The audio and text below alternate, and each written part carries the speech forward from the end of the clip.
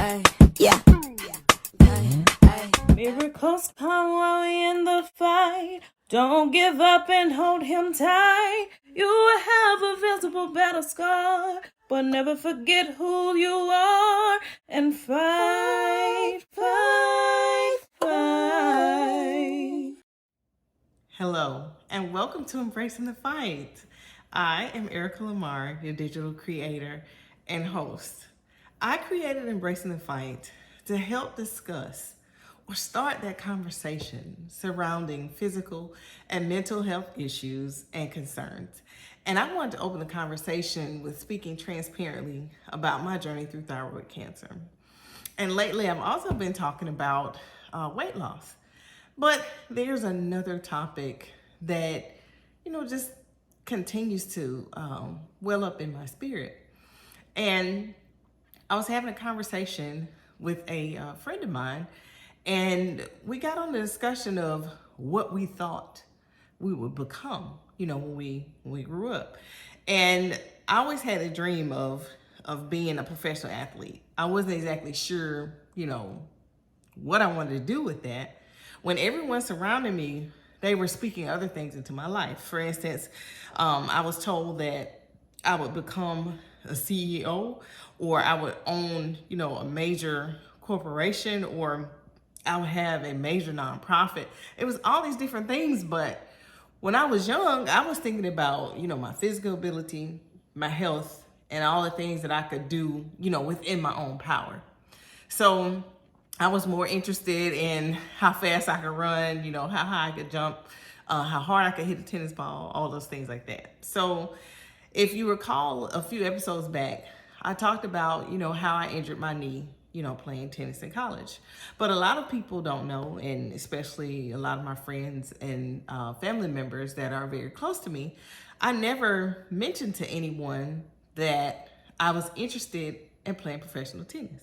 Well, I had that thought, all through high school as I was learning to play, because I picked it up, really, really fast. So it wasn't something that I really had to try hard at. So I felt like, okay, this is a natural ability that God has given me that I have to work on in order to get to this point. Well, going forward, my freshman year in college is when I hurt my knee.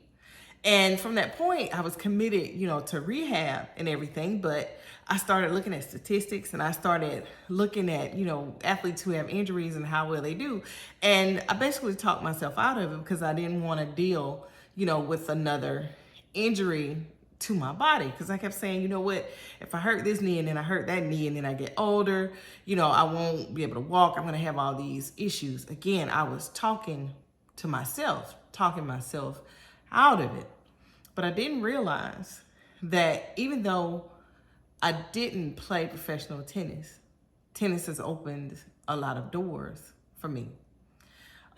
Let's back up. So my first year in college, I had a presidential scholarship. It wasn't a full scholarship, it was a partial scholarship because I didn't apply, during the time frame that I should have. But there was a beautiful woman. She was the VP of administrations that time, or admissions. Her name was Dr. Erlene Sims. And she was my mentor. So my first day on campus, I went over there to the administrative building, and I met with her and talked with her.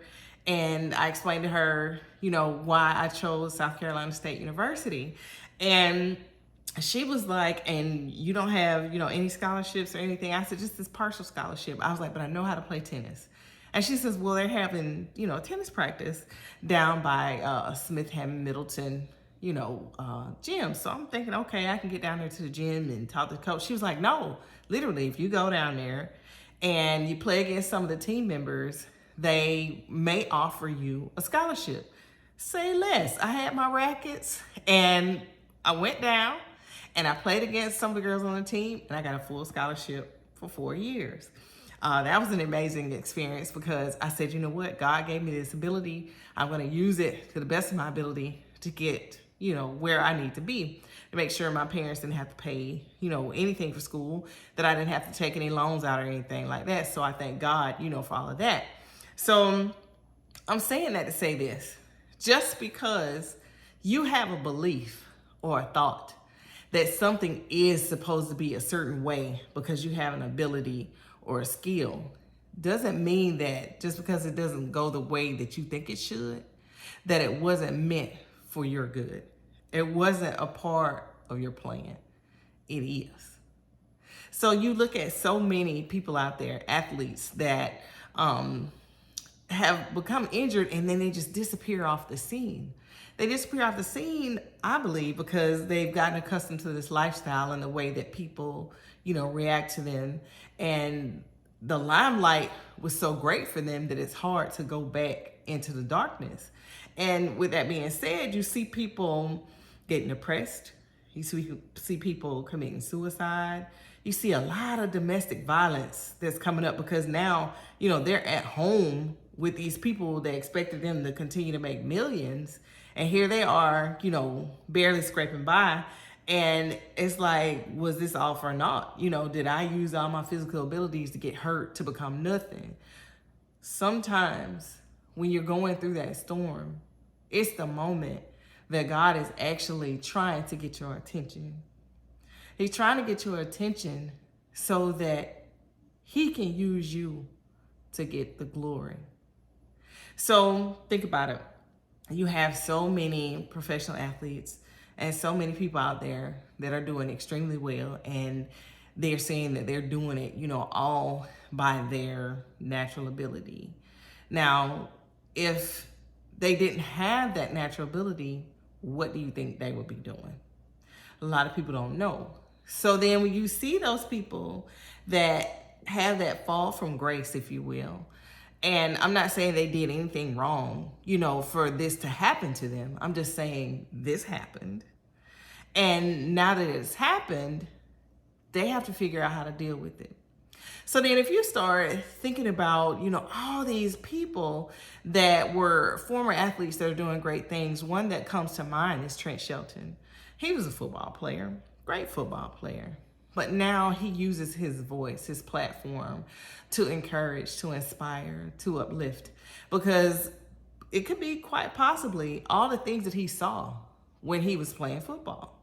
All the things that he saw people going through, them becoming depressed, the domestic violence, folks staying in relationships and in places that, don't bring them any benefit. He's speaking out against those things. And because he's a well-known person, his platform is much, much larger. He affects more people. And the message of God gets out much, much further. So I sit and I think sometimes and I say, what is it, that we're really doing here? Why are we here? What is our purpose? So when you think about your purpose, you also have to think about all the things that are put into you that make you the being that you are. For instance, are you a great athlete? Are you a great writer? Are you a leader? What makes you you? And whatever those things are, you should use those things for the magnification of Christ. When you do that, you'll see your life take off exponentially. So let me back up. So after I decided, or I should say I realized that I didn't want to continue to hurt myself, playing tennis at that level.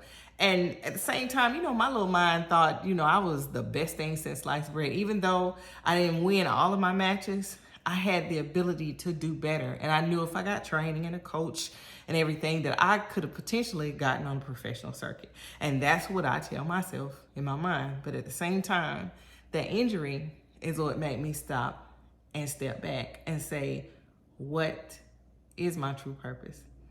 And I realized that from having cancer and from having this knee injury and from having a exploratory laparotomy with multiple myomectomies, that's where you have fibroids in and around, your uterus, and they have to remove them. And that's a different, story that I have to tell you all later because it kind of, go out the way. But I'm telling you all of this to say this.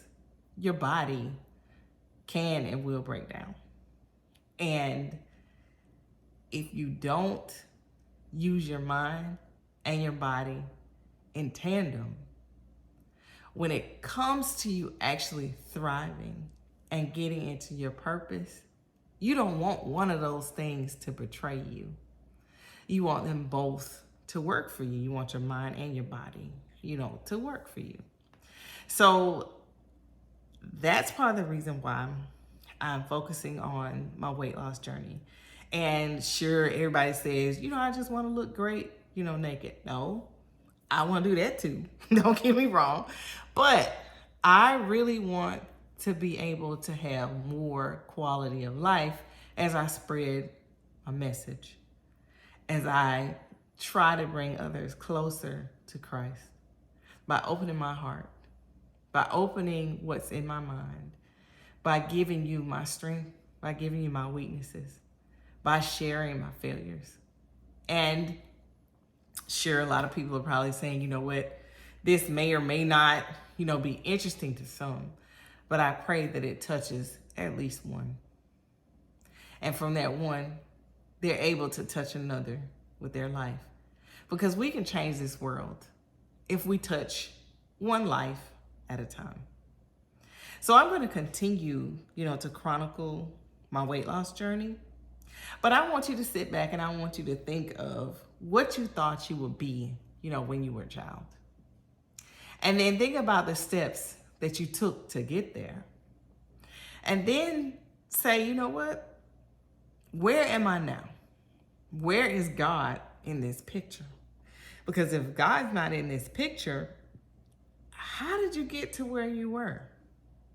Or how do you think you're going to get to where you're going? Do you know? God knows the plans that he has for us.